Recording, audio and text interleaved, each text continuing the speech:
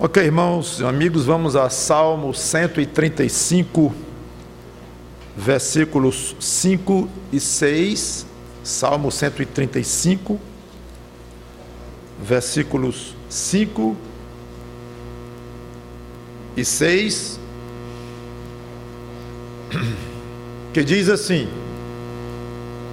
com efeito, eu sei que o Senhor é grande e que o nosso Deus está acima de todos os deuses. Tudo quanto aprouve ao Senhor, Ele o fez, nos céus e na terra, no mar e em todos os abismos. A passagem continua, mas vamos parar aqui. Vamos orar.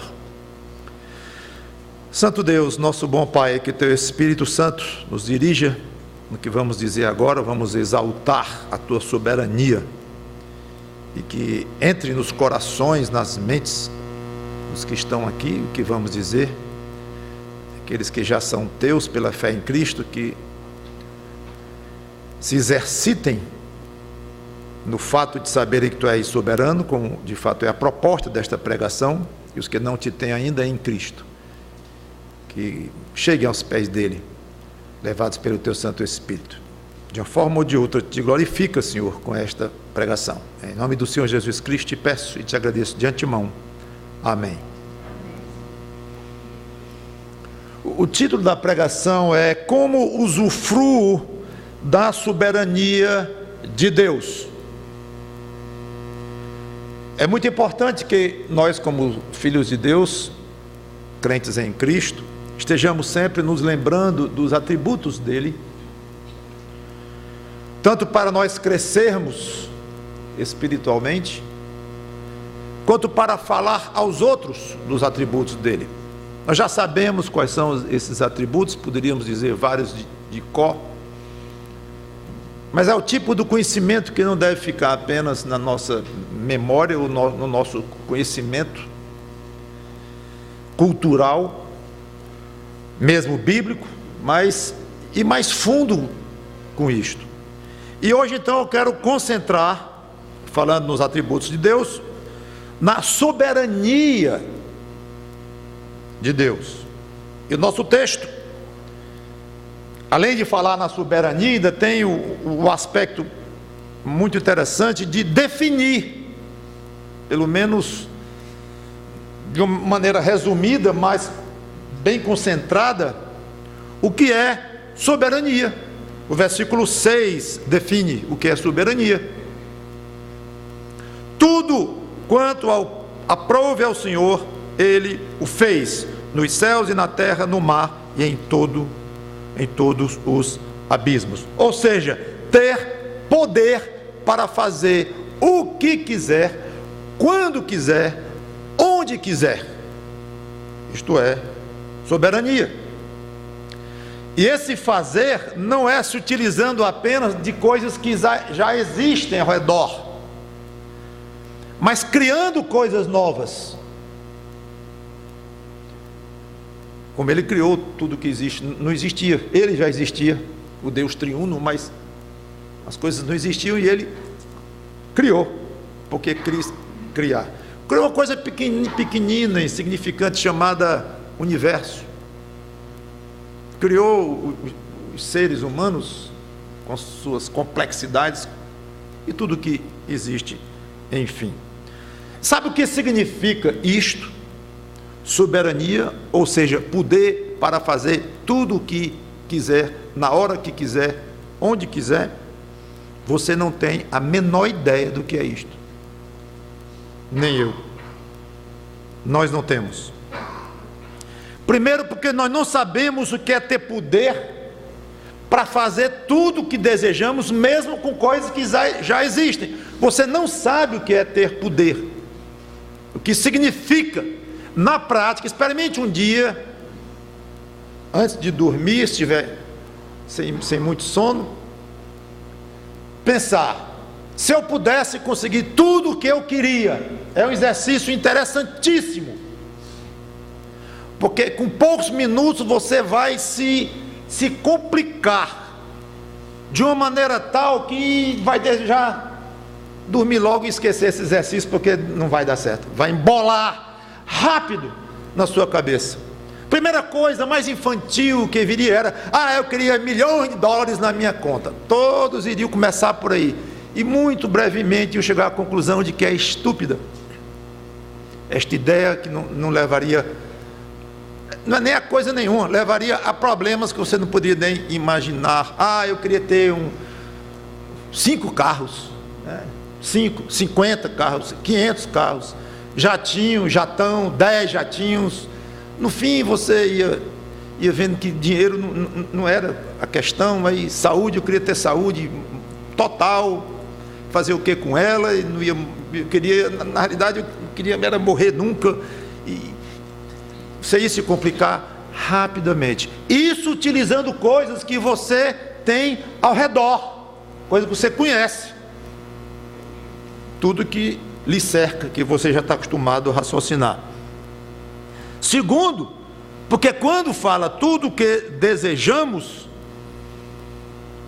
está muito limitado a isso. Mas quando a gente se lembra que Deus faz o que Ele quer, incluindo coisas que não existem, coisas que não tinham ainda, não estavam na realidade.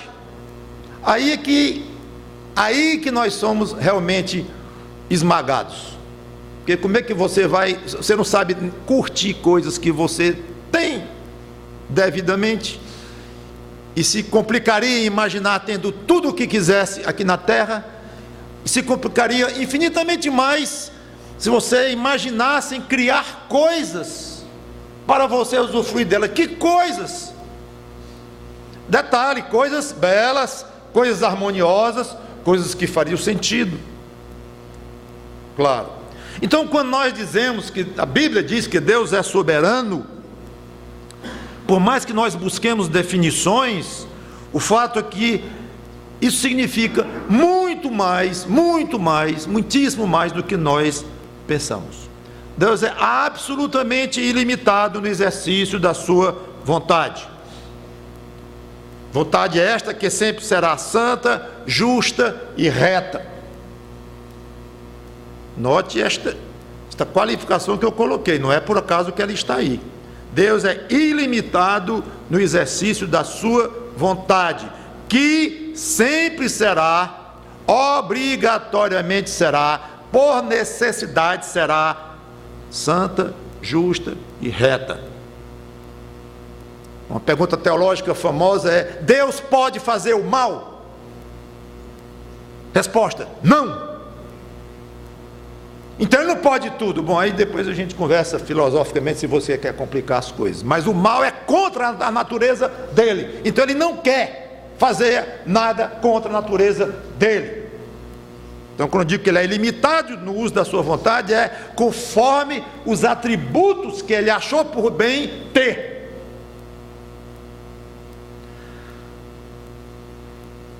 Tenho certeza que se eu parasse aqui e fosse sentar, eu não teria dito muitas novidades, pelo menos para quem tem o mínimo de conhecimento das verdades das Escrituras. Uma das coisas que a gente aprende no cristianismo, até mesmo o cristianismo não bíblico, mas o cristianismo religioso, como muitos de nós fomos criados, mas uma das coisas que nós aprendemos logo é que Deus é soberano, que Ele faz tudo, Ele é todo poderoso. Então, teoricamente, eu não disse muita novidade. Ótimo, mas como eu falei no começo, é bom ficar relembrando para nós crescermos espiritualmente, falar para os outros e tal. Mas eu quero ir além. O que eu quero nesta pregação hoje é ver com vocês como é que cada um de nós pode utilizar a soberania de Deus para a sua própria vida, utilizar de maneira benéfica, obviamente, no seu dia a dia. Como é que você pode, aí vem o título da pregação, como é que você pode se beneficiar, você pode usufruir da soberania de Deus na sua vida? O que é que eu faço com isso? Eu acho que é um presente que Deus me deu desde a minha conversão, é essa irrequietude, quando eu estudo a Bíblia, de ficar sempre me cobrando, me exigindo mais. da Bíblia. O que é que eu faço com esta verdade? O que é que eu faço com este fato, com este ensino? Independente do livro que eu esteja lendo, pode ser Levítico, pode ser o Evangelho de João, não interessa. Está ali escrito para edificação nossa, para crescimento espiritual dos crentes em Jesus Cristo e para levar os que não são como nós não éramos, levar a Cristo. O que é que eu faço com isto? Deus não revelou por acaso, nem para fazer só propaganda dele próprio. Não é o propósito dele. Ele se glorifica, sim, não no aspecto propagandístico, mas com o propósito de que nós conheçamos quem é esse Deus e, assim sendo, nós aumentemos no conhecimento desse Deus. Então, o que fazer? Seria interessante eu colocar um lápis na mão de cada um, com papel, dizer, eu vou deixar vocês aqui 1 hora, tá bom, meia hora, e vocês anotem aí o que é que você pode, como você pode se beneficiar diretamente do fato de Deus ser soberano. Então eu quero dar algumas sugestões hoje. Primeira, você pode ser uma pessoa menos frustrada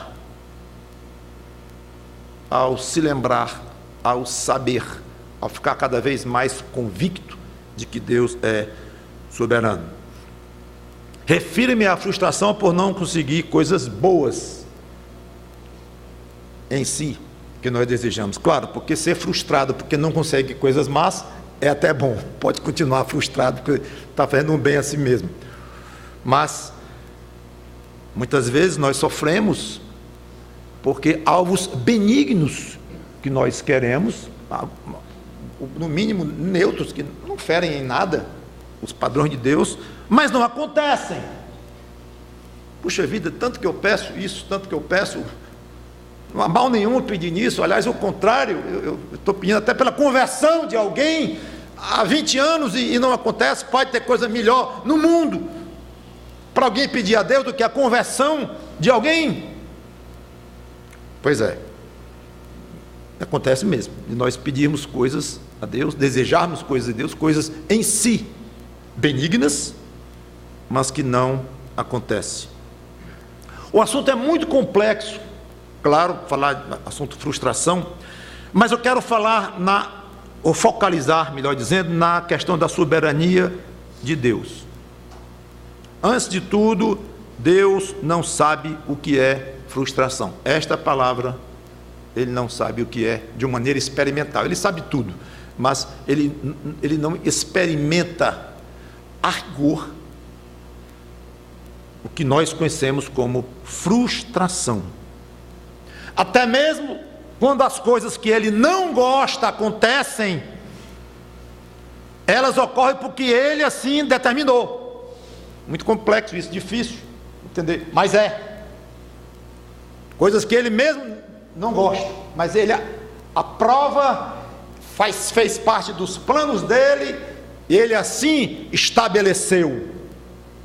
Tenho falado aqui de vez em quando dessa vontade dele, uma vontade do coração dele, as coisas que ele gosta, e a vontade soberana de decidir coisas que fazem parte do plano dele, que não compete a nós entendermos e nem ele vai nos explicar. Dei recentemente aqui uma analogia muito simples de um pai disciplinando um filho. Ele quer e ele não quer disciplinar o filho. Ele não quer no sentido de que faz mal ao coração dele, ele não gosta de disciplinar o filho, mas ele quer, porque é necessário disciplinar o filho. Pronto, é mais ou menos isso, a grosso modo, essas duas vontades que nós conhecemos para nós próprios, e nós podemos então projetar isso com relação ao nosso Deus. Então, no sentido de frustração, de acontecer uma coisa que ele não sabe que vai acontecer, ou que fugiu do controle dele, não existe frustração para o nosso Deus. Então, quanto mais você se achegar a Deus, quanto mais você ganhar intimidade com este Deus, mais você vai aprendendo a se afinar, a se envolver com a vontade dele. e vai terminar experimentando, vivenciando, provando a vontade de Deus no seu dia a dia. Essas palavras estão lembrando alguma passagem? Romanos 12, versículos 1 e 2, em que Paulo expressa exatamente isto. Romanos 12, 1 e 2.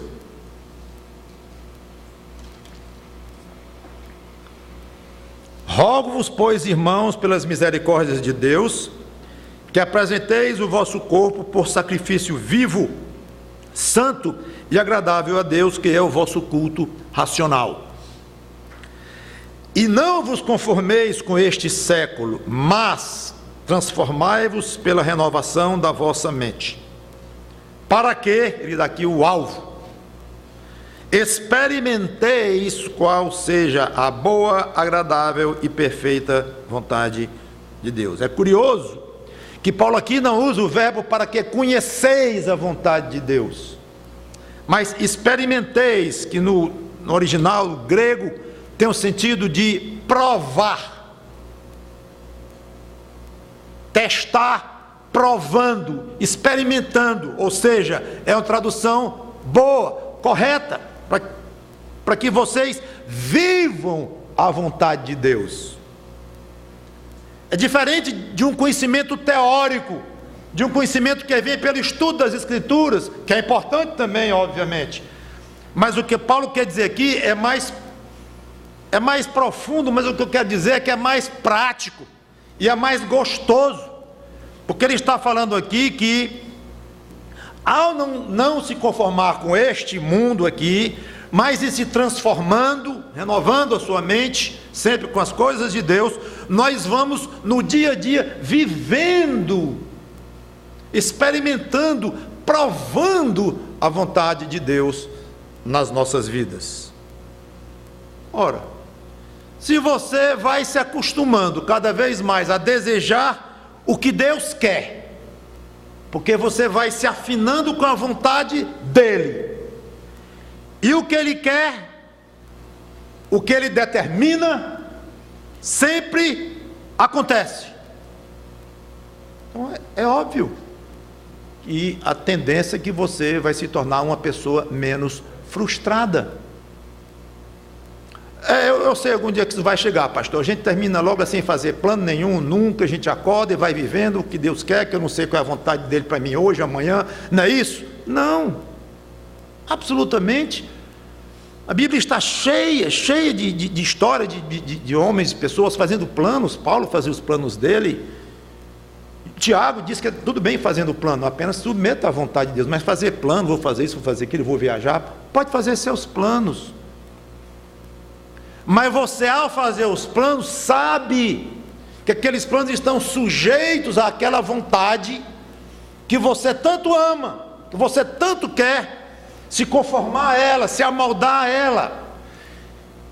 Então a maneira de você, a intensidade de você querer ver aquele seu plano, aquela sua vontade ao fazer aquele plano se realizar, essa maneira não fica muito arraigada no seu coração.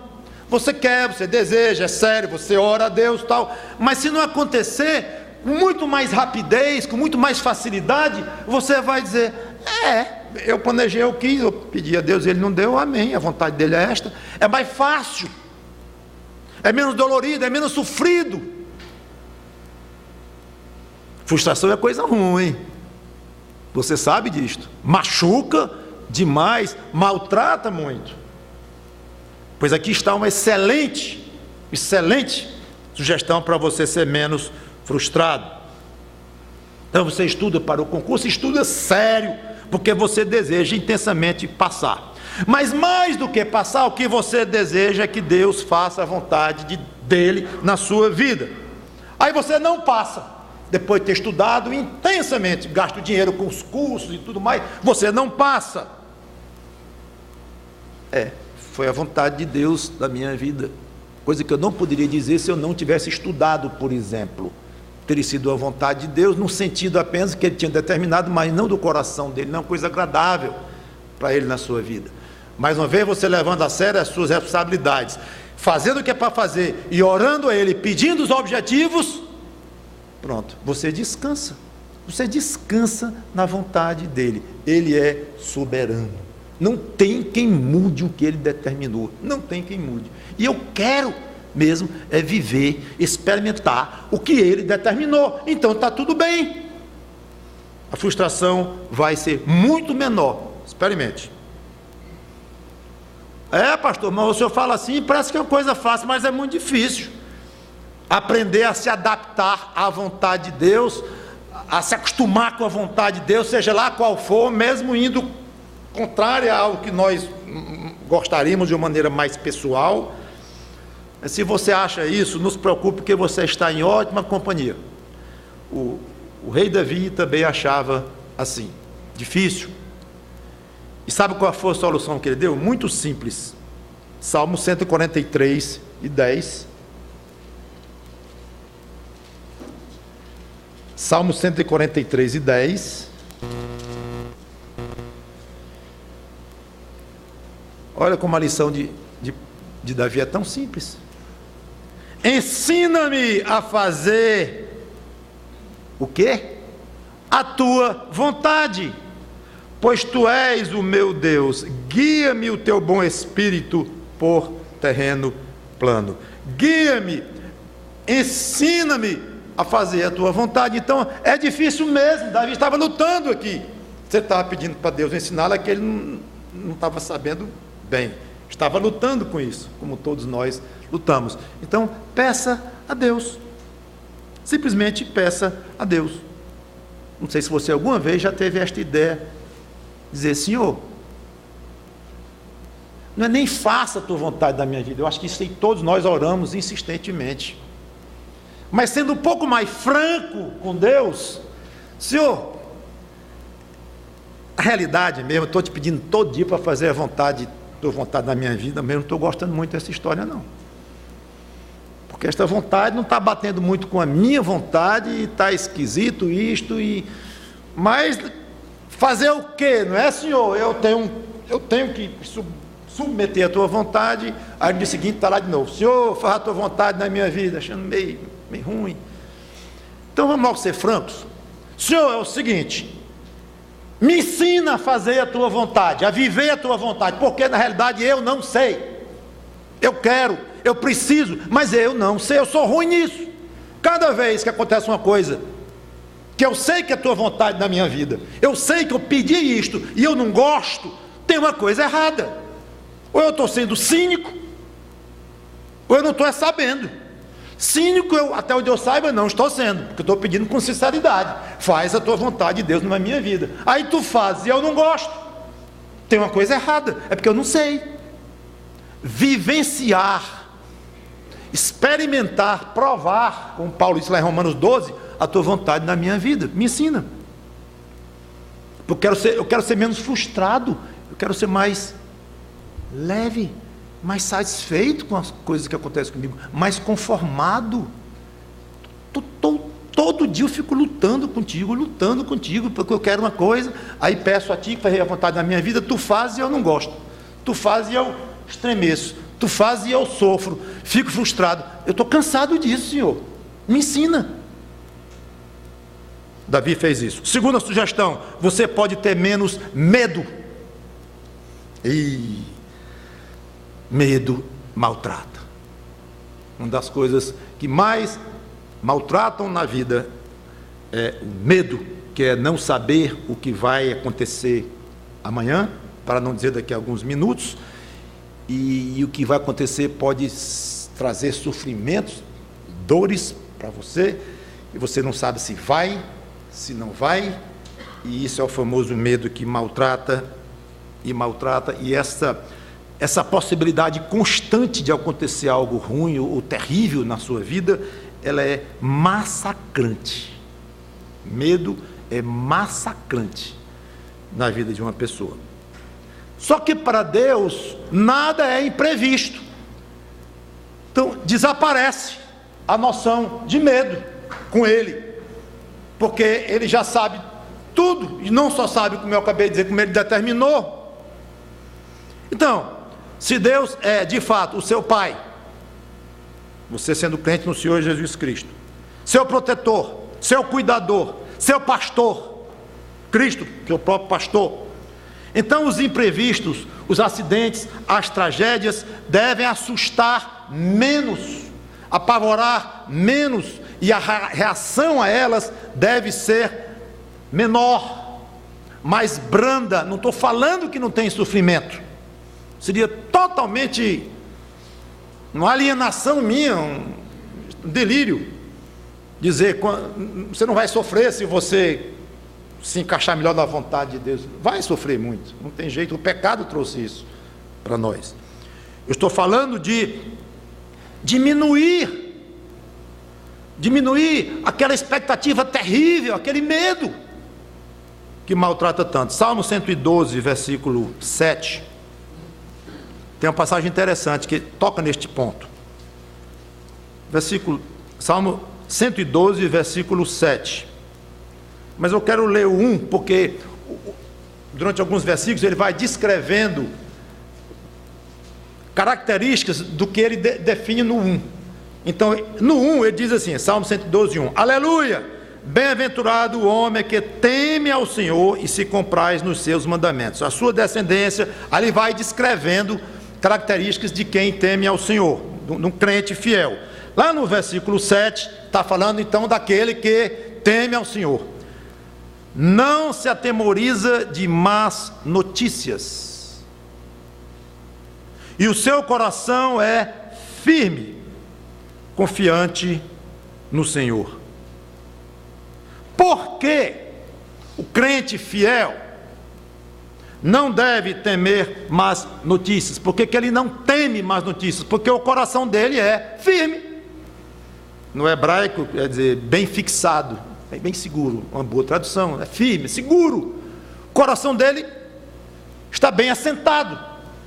Então ele não tem medo de má notícia. É mais ou menos assim, deixa vir. Não de uma maneira inconsequente, não de uma maneira irresponsável, mas de uma maneira firme, serena. Deixa vir. Porque ele tem o coração firme. E por que ele tem o coração firme? Versículo 1: porque ele teme, ele confia no Senhor soberano que faz o que quer. Bom, justo, santo, reto, que é o seu Pai celeste. Então ele confia em Deus.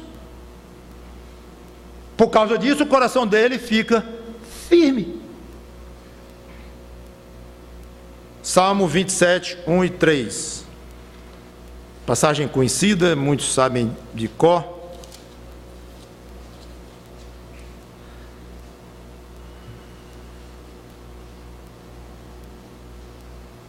Salmo 27, de 1 a 3 diz: O Senhor é a minha luz e a minha salvação. De quem terei medo? É o contexto, estamos falando de medo agora. O Senhor é a fortaleza da minha vida. A quem temerei?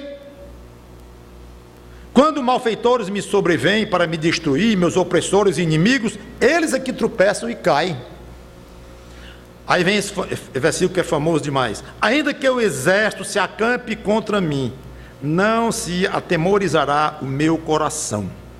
E se estourar contra mim a guerra, ainda assim terei confiança. Depois de ler esta passagem e meditar um pouco para esta pregação, eu fiquei pensando: qual é a maior verdade que está aqui escrita? Que o crente não se atemoriza com as possibilidades de guerra e coisa desse tipo. Não. A maior verdade que tem aqui, que talvez nos passa desapercebido, está no versículo 1. O Senhor é a fortaleza da minha vida. O fato de Deus ser fortaleza traz como consequência o crente ficar tão seguro, a ponto de dizer: se estourar a guerra contra mim, eu não temerei, eu não tenho medo de homem algum. Não tem medo por quê? Porque eu confio num Deus que é fortaleza. um Deus todo-poderoso, um Deus a quem ninguém assalta, a quem ninguém consegue destruir ou pegar de surpresa.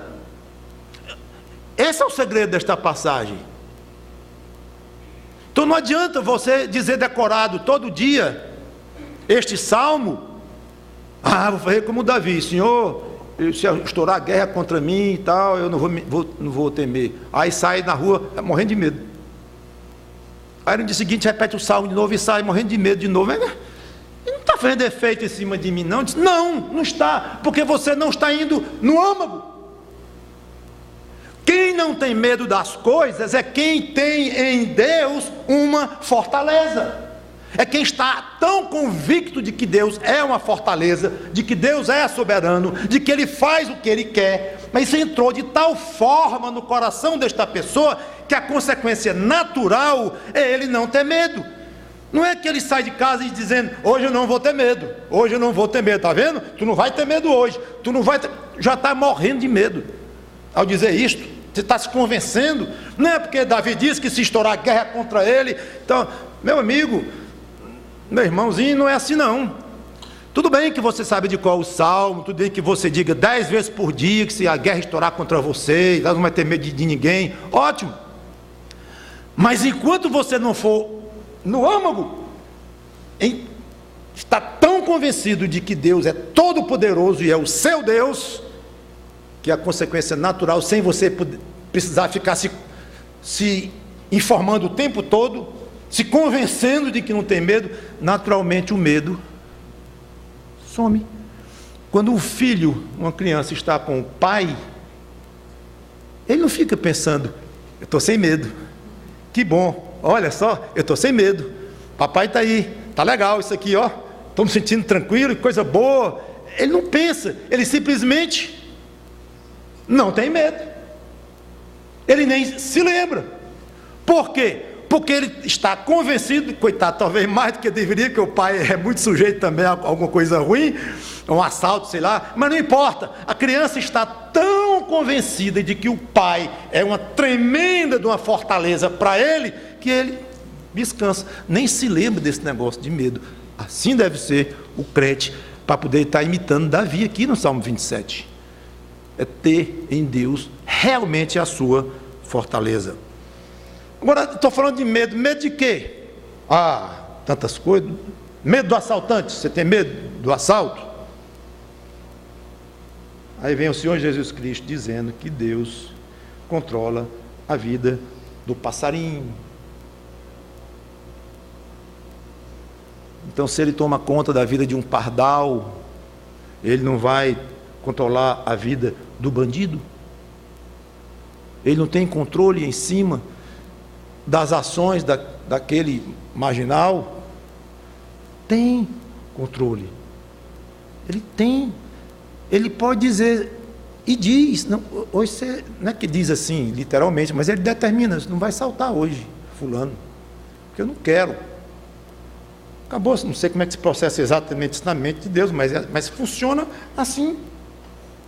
Ele não fica falando com cada passarinho: cai agora, vai nascer, nasce amanhã, você fique doente. Não sei como é que se processa a transferência de desejo divino para a realidade da vida de um passarinho. Não sei. Eu sei o seguinte, que a Bíblia garante que tudo que Deus quer com relação àquele passarinho, Ele faz, e Ele quer. Ele controla, de fato, não cai nenhum sem Deus ter total controle sobre aquilo.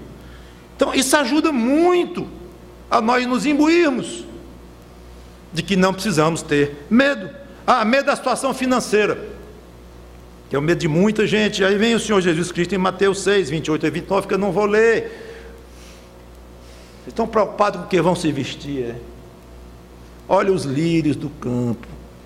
Nem Salomão, em toda a sua glória, se vestiu com a beleza de um lírio deste, gente. É lindo demais, um lírio, uma rosa, uma flor. Eu gosto de fotografia macro, que é de flores, de coisas bem pequenas. Fico maravilhado, absolutamente maravilhado, quando eu vejo no interior de uma flor, de um tamanho muito maior do que eu vejo a olho nu, porque a lente aumenta. as nuances de cores, é belo demais, demais. Não tem uma roupa de uma modelo famosa dessa aí qualquer, que chegue perto disto, da beleza de uma flor. Muito bem. Aí Jesus diz, o mesmo Deus veste um lírio, um mero lírio que hoje está bonito, amanhã está morto, murcho. Nem Salomão teve a glória na roupa dele, desse lírio. Aí não vai lhe sustentar. Ele não vai lhe dar condições de comprar a sua roupinha. Não dá, não cabe na mente de quem realmente crê que Deus é soberano. Medo de perder a saúde. Outro medo talvez seja, não sei, talvez seja o número 1.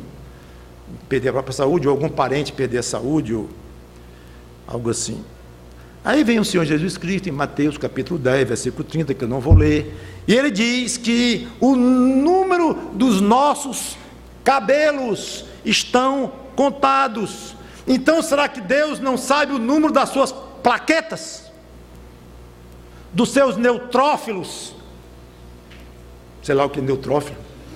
Eu vejo lá no exame de sangue e fico todo tempo comparando para ver se está normal.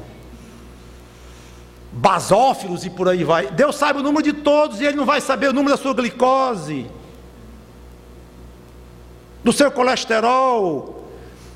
E ficamos numa vida, como hoje a sociedade anda, numa verdadeira neurose de saúde, de corpo, muitos até mesmo exaltando o próprio corpo e cultuando o próprio corpo, mas vamos tirar esses excessos, mesmo assim, descobrindo que é uma mina de ouro, esse negócio de ginástica e academia e malhação e tudo mais. Tudo bem, é necessário fazer exercícios físicos, mas chegamos a um ponto esquisito.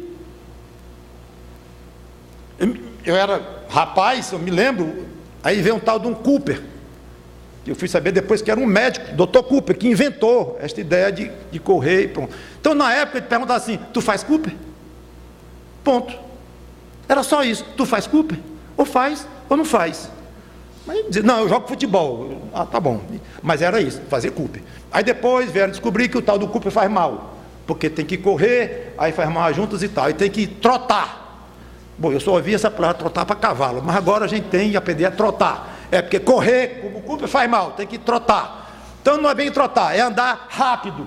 Aí vem, não, mas aí isso é problemático também, isso pode complicar algumas coisas. Aí é bom alguma coisa anaeróbica, porque tem o aeróbico e o anaeróbico.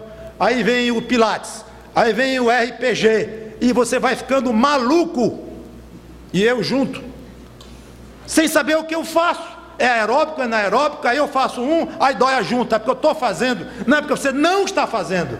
Aí você vai para o médico e diz uma coisa, vai para o outro médico e ele vai dizer outra coisa, e o outro vai dizer outra coisa, e ninguém entende coisa nenhuma, na profundidade que nós gostaríamos, e nós ficamos com essa obsessão. Faça algum exercício físico, ponto, e acabou-se. Deixe com Deus o resultado. Tome algumas providências racionais, moderadas, mas não fique nesta angústia, se consumindo, e dinheiro, e tempo, e a preocupação com tudo, e vendo tudo, e lendo tudo sobre a última coisa, e detalhe, que você lê hoje, está contradizendo o que você leu há um ano. O ovo faz mal, agora o ovo não faz mal mais. Pronto, aí daqui a um ano o ovo vai fazer mal de novo. O que eu vou fazer? E o café, faz bem ou faz mal? Aí os médicos não se entendem bem. Eu perguntei para esqueci o nome que ele é. Eu sei que eu perguntei, meu amigo, é açúcar ou dietético? Ele pensou, açúcar ou dietéticos? O menos ruim para mim, porque eu sei que tudo é ruim. Tudo é ruim, o ar é ruim, então tudo bem. Então, tudo é ruim. Qual é o menos ruim? É o açúcar ou o dietético? Pensou. O menos ruim, Mauro? O açúcar. Achei foi bom, porque eu não gosto de dietético. acho amargo. Pronto. Aí quando eu digo isso, muita gente não quer acreditar. Quer dizer que o açúcar é menos ruim do que o dietético. Diz o médico lá.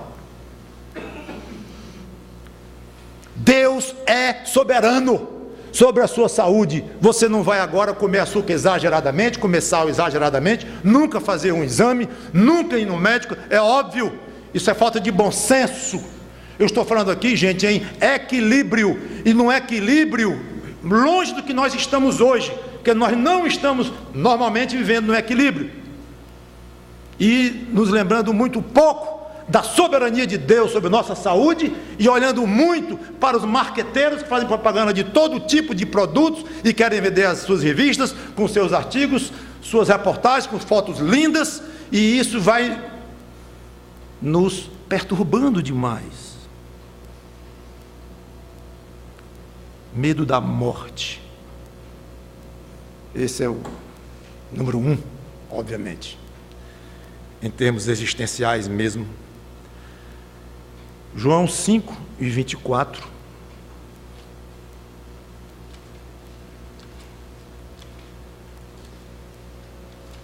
Diz assim, João 5:24.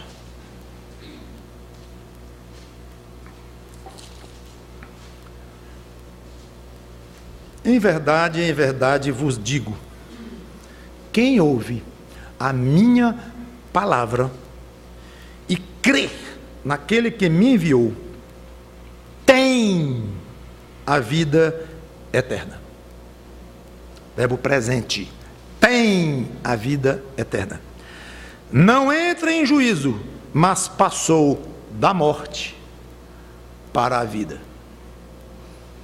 Sim, e quem é que fala isto? Jesus Cristo, o mesmo que disse, toda a autoridade me foi dada no céu e na terra. O mesmo que disse, registrado esse mesmo Evangelho de João, algumas páginas na frente, capítulo 10, versículo 28, quando ele fala assim, falando das ovelhas dele, eu lhes dou a vida eterna, eu lhes dou a vida eterna, jamais perecerão, e ninguém as arrebatará da minha mão. Então, eu não tenho medo da morte, porque a morte já é algo passado para mim, eu já passei da morte para a vida.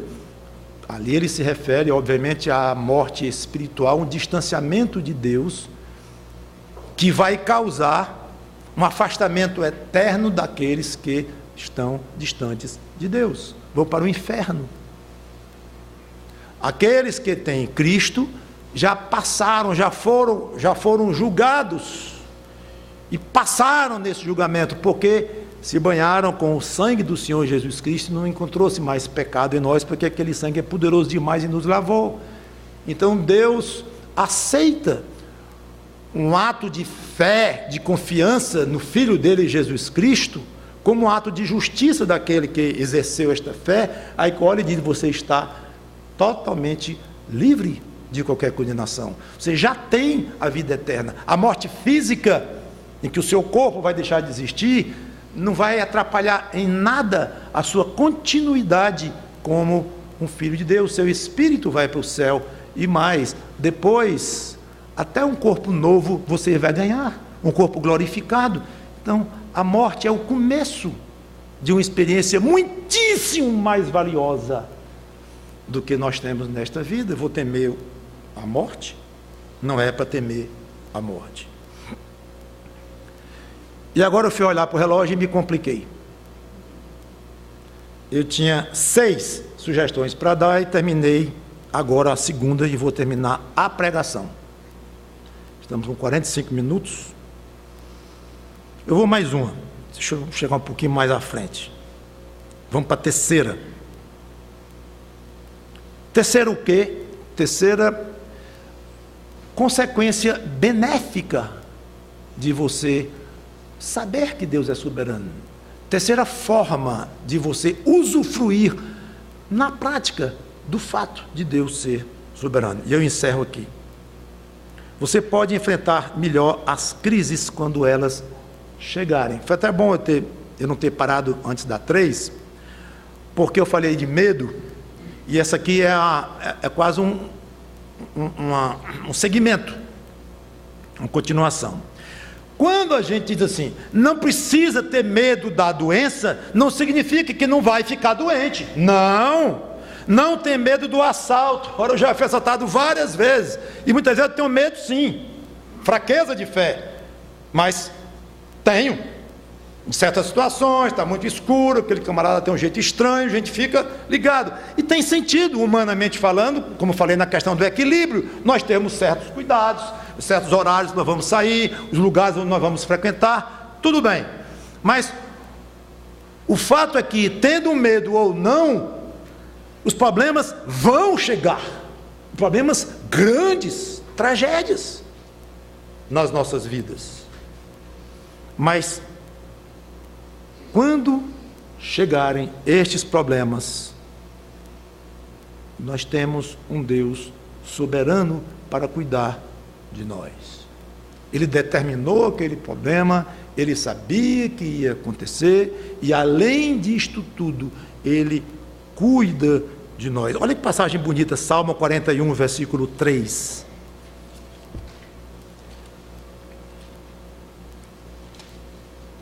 Salmo 41, versículo 3.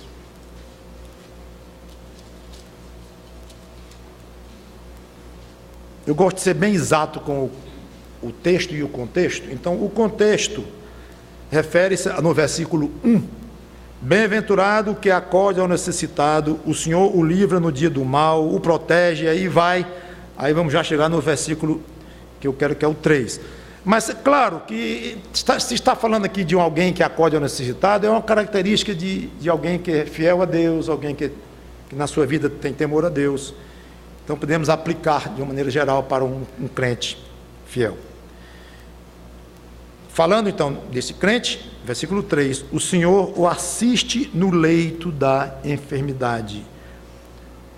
Aí, em vez de ele dizer, na doença, ele, o Senhor, afofa a cama do que está doente, ele diz assim, na doença, tu lhe afofas a cama. E é comum isso nos Salmos.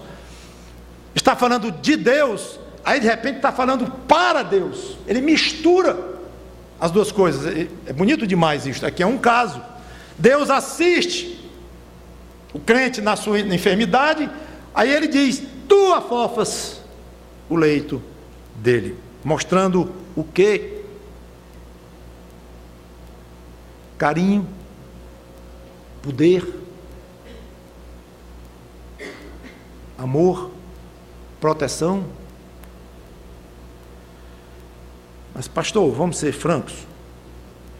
Se estamos falando de um Deus todo-poderoso mesmo, não seria mais coerente nós lermos aqui, o Senhor o tira do leito da enfermidade? Na doença, tu o afastas da cama porque tu o curas. É mais coerente com a pregação. Estamos falando de um Deus super poderoso, que faz o que quer. É mesmo. O poder dele inclui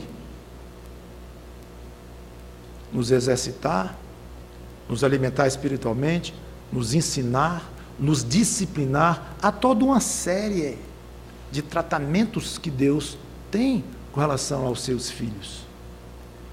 Então não pense que Deus age como você agiria, como eu disse no começo da pregação, ou eu, lá na rede ou na cama de noite, sem sono, ficar imaginando o que eu faria se tivesse o poder de fazer tudo o que eu quisesse. Não é bem assim, brincando de poder. Tem os momentos dele nos fazer sofrer, por causa de um elemento, de algo que entrou no mundo chamado pecado, que nós lutamos contra ele, e Deus utiliza o pecado para nos edificar, nos ensinar, muitas vezes a duras penas. É o tal da disciplina do filho, a duras penas, coração sangrando, você bate num filho, mas tem que bater. Porém, você sabe que este Deus tem poder para afofar esta cama com a fofura que Ele quiser. Ele tem poder para fazer um crente não sentir um pingo de dor quando alguém ao lado está berrando de dor, até com morfina. Ele tem poder para, não quer dizer também que Ele vai fazer, mas Ele tem poder. O tamanho deste conforto no coração de um crente é grande demais. Então, se Ele está me permitindo passar por tanta dor, não é por falta de poder. Quantas vezes nós olhamos para o médico, doutor, quase implorando, doutor, me passa um remédio, doutor, faça o diagnóstico disso aqui, e o pobre coitado lá fica assim, vamos tentar esse remédio aqui ou aquilo. Ele não tem poder, sendo até bem intencionado, sendo até um médico competente, mas ele não tem poder. E você liga, doutor, a dor piorou, e ele vai ficar lá, vamos tentar então isso ou aquilo. Mas com Deus não é diferente. 3 horas da madrugada e você diz: Senhor, tu tens poder para fazer passar essa minha dor, ou essa minha angústia, ou essa minha tristeza, ou essa minha ansiedade. Tu tens poder. Se tu não faz, é porque é para o meu bem, nem que seja com sofrimento, mas é para o meu bem. Não é falta de amor da tua parte para comigo, e nem de poder. Gente, é uma tranquilidade muito grande, é um reforço ao sofrimento fantástico. Vocês sabem disso, vocês são crentes no Senhor Jesus Cristo, e espero que saibam de prática mesmo, de tanta convicção no seu coração do poder que Deus tem para lhe ajudar na hora do sofrimento. Mais 2 versículos eu encerro. Salmo 73, 26.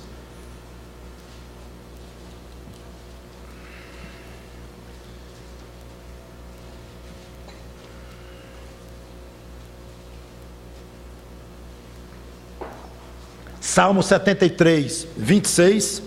Ainda que a minha carne e o meu coração desfaleçam, Deus é a fortaleza do meu coração e a minha herança para sempre.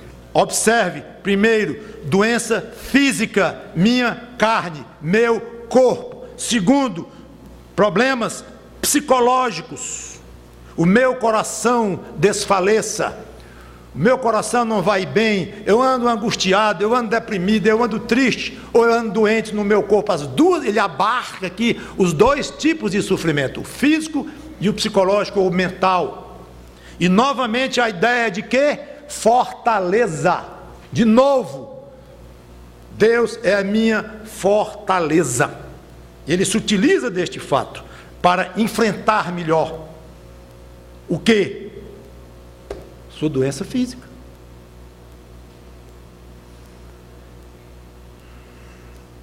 Tem limite demais. A medicina ainda é muito limitada, gente.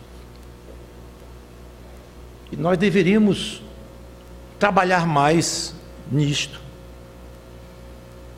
Fui 2 médicos ou 3 especialistas, homens sérios, passaram exames sofisticados, passaram remédios, não melhorou quase nada. Quer saber de uma coisa? Muito provavelmente Deus quer assim. Deus quer assim. Ah, tudo bem, mas eu tenho recurso para ir para São Paulo. Tudo bem, vá, não é errado ir. Não, eu posso ir para Nova York. Vá. Não, mas bom mesmo é Tóquio. Vá. Tudo bem, cada um esgota as suas possibilidades, não tem problema nenhum nisso. O problema é no fundo do coração. São Paulo vai me curar. Agora vai.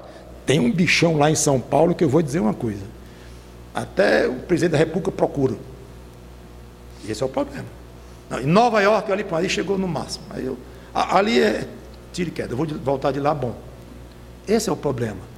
Então você ir atrás de soluções da medicina, tudo bem, vá.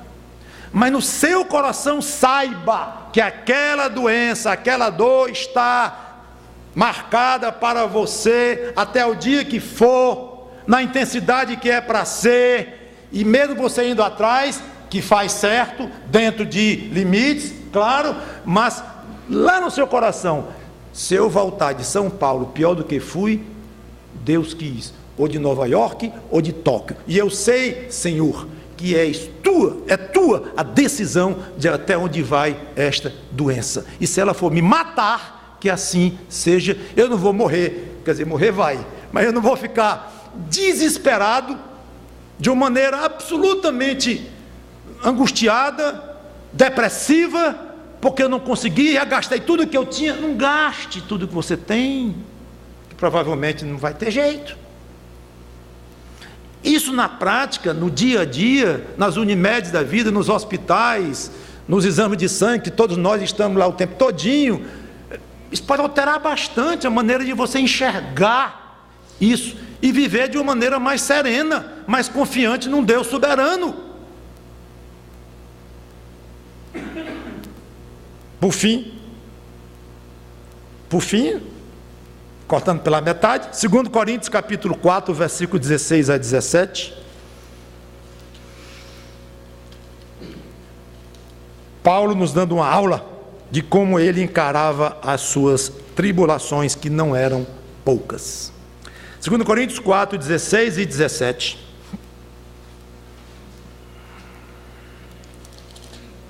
Diz: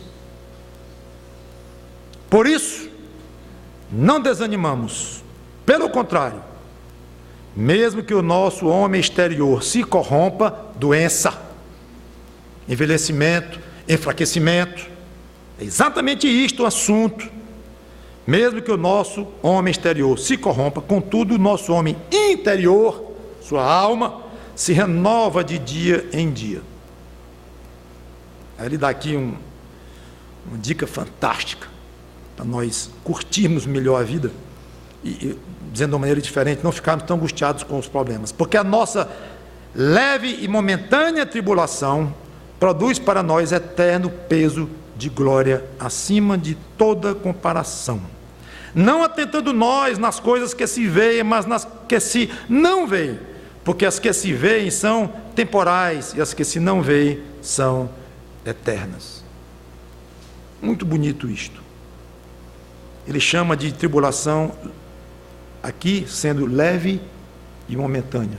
Ora, Paulo falava assim porque ele tinha uma saúde de ferro, nunca soube o que é sofrimento. Você que nunca soube nada de Paulo, se você pensa assim. O próprio 2 Coríntios diz muito de Paulo. Ele sabia muito bem o que era tribulação pesada, e ele chama de leve. E ele explica, não é que ele fica brincando com as palavras, gente, nem querendo forçar uma situação. Ele explica. Sabe por que é leve?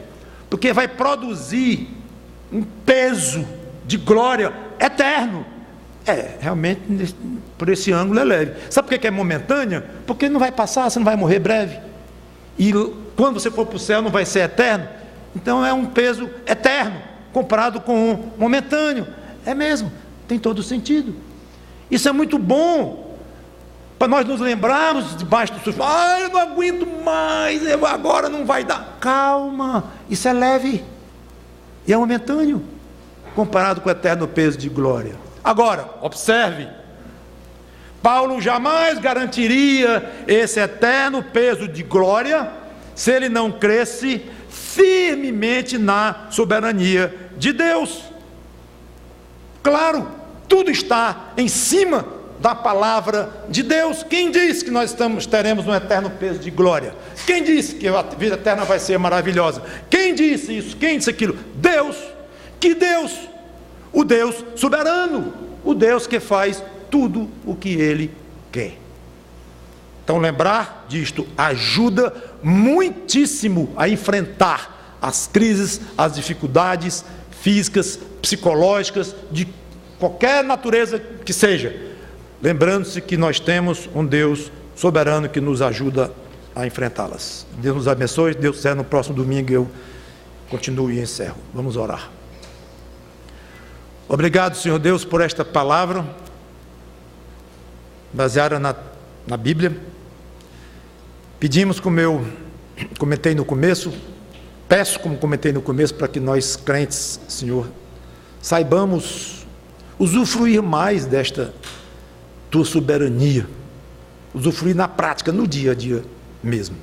E eu te peço agora também que pessoas aqui, que venham ouvir essa mensagem de outra forma, que não tem Cristo ainda, que corram aos pés do Senhor Jesus Cristo, aquele que disse: todo o poder me foi dado no céu e na terra.